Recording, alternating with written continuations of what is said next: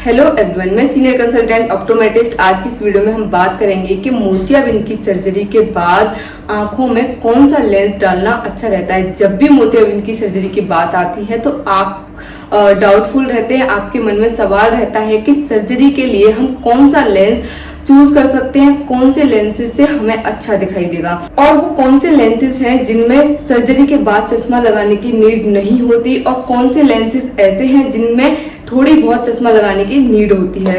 तो आपके इन सवालों का, इन्हीं डाउट्स को क्लियर करने के लिए हम इस वीडियो को लेकर आए हैं। तो मैं थोड़ा सा क्लियर कर दूं कि मोतियाबिंद होता क्या है। तो हमारी आंख का जो नेचुरल लेंस है वो धीरे धीरे सफेद होने लगता है, जिसे हम कैटरेक्ट या फिर मोतियाबिंद बोलते हैं।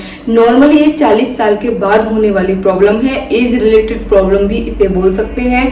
साथ ही अगर आपकी आंख में चोट लगी है या फिर आप लॉन्ग टर्म से किसी चीज की दवाई खा रहे हैं, स्टेरॉइड्स ले रहे हैं, तो उसके कारण भी कभी कभी आंख में मोतियाबिंद की प्रॉब्लम स्टार्ट हो जाती है। कभी कभी ये प्रॉब्लम जन्मजात भी होती है, बच्चों में ये बाई बर्थ भी हो सकती है। तो बहुत सारे लोग इसका ट्रीटमेंट आई ड्रॉप या फिर मेडिसिन में देखते हैं। तो ऐसा नहीं है, मोतियाबिंद को किसी भी मेडिसिन या फिर किसी भी आई ड्रॉप से नहीं खत्म किया जा सकता। उसका एक ही ट्रीटमेंट है कि आप उसकी सर्जरी कराएं। मोतियाबिंद की सर्जरी में क्या होता है कि आपकी आंख का जो नेचुरल लेंस है, जो सफेद हो चुका है, उसे निकाल के एक आर्टिफिशियल लेंस आपकी आंख में डाल दिया जाता है। अब ये आर्टिफिशियल लेंस भी कई तरह के होते हैं। कुछ इंटरनेशनल ब्रांड्स इनको बनाती हैं और कुछ इंडियन ब्रांड्स भी इनको बनाती हैं। दोनों ही तरह के लेंस अच्छे होते हैं, लेकिन उनमें थोड़ा सा प्राइस का डिफरेंस होता है, साथ ही थोड़ा बहुत उनकी क्वालिटी का डिफरेंस होता है। अब बात करें कि मोतियाबिंद की सर्जरी के बाद डाले जाने वाला लेंस आपकी आंख में किस प्रकार से विजन लेके आएगा। तो देखिए, एक होता है मोनोफोकल, जिसमें आपको सिर्फ दूर के लिए साफ दिखाई देगा, लेकिन इंटरमीडिएट और नियर के लिए आपको चश्मा लगाना पड़ेगा।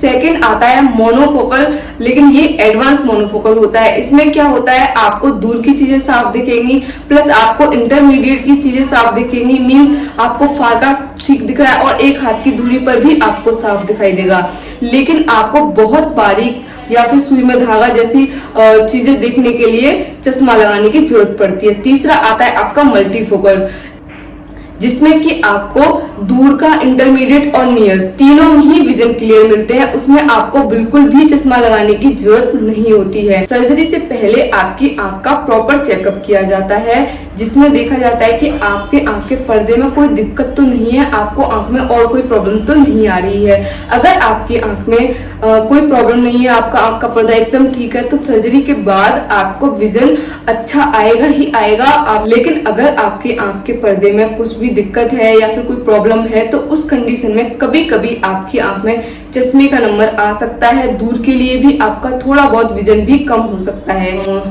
ये सारी चीजें आपके आई डॉक्टर आपकी आंख को देखकर बताते हैं, चेक करते हैं। और सर्जरी के बाद थोड़े से प्रिकॉशंस लेने पड़ते हैं, जैसे कि आपको 1 हफ्ते तक सर से नहीं नहाना है, आपको फेस को वॉश नहीं करना है, आपको आंख पे पानी नहीं डालना है, छपाके नहीं लगाना है, गंदे हाथ आंखों पे नहीं लगाना है, बहुत ज्यादा धूल मिट्टी वाली जगहों पे नहीं जाना है और ना ही आपको आंखों को रब करना है। बस थोड़े से प्रिकॉशंस लेने होते हैं। बाकी ये कैटरेक्ट सर्जरी बिल्कुल ही सेफ सर्जरी है, उसमें कोई भी प्रॉब्लम नहीं आती है, आपका विजन भी ठीक रहता है। बाकी आपके आई डॉक्टर आपकी आई की कंडीशन को देखकर आपके लिए लेंसेज डिसाइड करते हैं, आपको सजेस्ट करते हैं। तो अगर आपको ऐसी कोई प्रॉब्लम आ रही है या फिर आपको बहुत ज्यादा डाउट हो रहा है, तो नियर बाई आप किसी भी आई डॉक्टर के पास जाके उनसे सजेशन ले सकते हैं। आई होप ये वीडियो आपके लिए इन्फॉर्मेटिव रही होगी। तो ऐसी ही इन्फॉर्मेटिव वीडियोस के लिए please like, share and subscribe.